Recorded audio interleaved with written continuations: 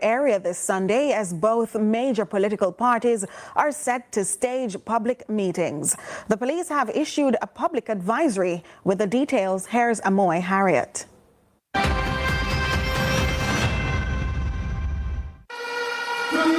By all indications, Sunday is shaping up to be a politically electrifying day with high energy and even higher expectations. Prime Minister Dr. Andrew Holness is expected to announce the date for the upcoming general elections during the Jamaica Labour Party's rally in Halfway Tree. Now, minutes away from that location, the People's National Party will be hosting its own meeting in Crossroads. Now, with just days to go until the dual events, the Jamaica Constabulary Force, JCF, has announced some major traffic restrictions that will go into effect at 11 a.m. on Sunday through to midnight on Monday. For Halfway Tree, key routes such as Constant Spring Road, Malines Road, and Hagley Park Road will see diversions. Motorists heading into the square will be rerouted through South Avenue, Eastwood Park Road, Oxford Road, Winchester Road, and other alternative corridors. Now, parking will be available along sections of Constant Spring Road and Halfway Tree Road, but only in clearly designated lanes and not beyond Courtney Walsh Drive or Holy Childhood High School. Meanwhile, in Crossroads, access to the square will be limited. Restrictions will be in place along Halfway Tree Road, Orange Street, Old Hope Road, and Marasca Road. Motorists heading from Halfway Tree Road, Orange Street,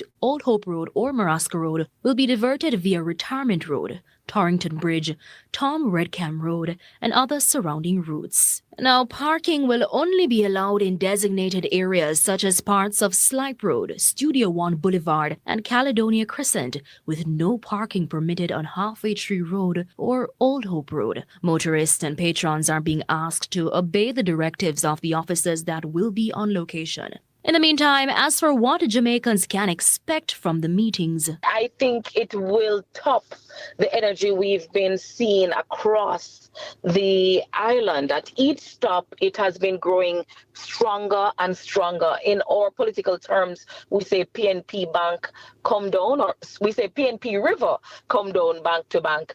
The Prime Minister has left little to surprise because he has allowed the time to come down to the wire, the same way he did with the last local government election. He left himself no room to catch us off guard. I expect a high energy meeting. You know, our speakers are vibrant. They know how to engage a crowd. Our meetings are not usually characterized by rhetoric of blood, fire, or war.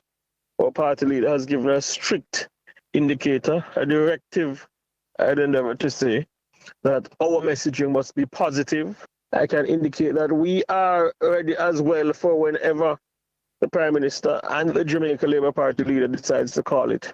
Whether he will do so Sunday, I don't know. It's a matter for him. Whether it is 2 weeks' time or longer, again, a matter for him. Amoy Harriet, CVM News. The political back and forth continues as Jamaica Labour Party Campaign Committee Chair Dr. Christopher Tufton lashes out at opposition leader Mark Golding, calling his recent comments on rescuing Jamaica hypocritical. Zor Grant has the details. Dr. Tufton took aim at the People's National Party leader, describing his remarks as barefaced hypocrisy and accusing him of pretending to be a model of ethics while failing to acknowledge past shortcomings. I hear the leader of the opposition, Golden, talking about rescuing Jamaica. He is going to rescue Jamaica. And you know, I have to shake my head because to me it is the most barefaced hypocrisy I have ever heard being meted out on the ears, the eyes, and the visuals of the Jamaican people. Tufton urged Jamaicans to be cautious of politicians who present themselves as saviors, warning that their promises may not align with their record in office. He asserts that if any government deserves credit for real improvements, it's the Jamaica Labour Party under Prime Minister Andrew Holness. He also speaks about this ethical posture and positioning as if he's some paragon of virtue and ethics. And I want Jamaicans to be wary of those who come in the name of morals and ethics and who come to rescue when their track record speaks directly opposite to what now they are promising to do. Tufton added that the JLP administration has restored health centers, employed more doctors and nurses, and delivered more medication through the National Health Fund, surpassing the PNP's performance. If anybody has rescued Jamaicans and more Jamaicans than any other time, it is this Jamaica Labour Party government under Andrew Holness.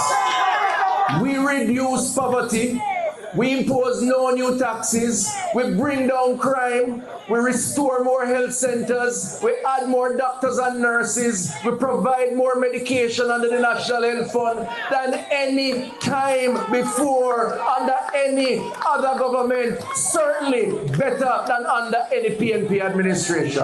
Zogrand reporting for CVM News.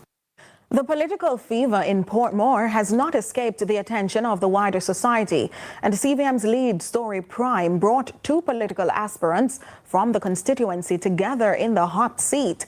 Both outlined varying approaches towards developing St. Catharines Southeastern, a seat being closely watched. Kevin Black reports.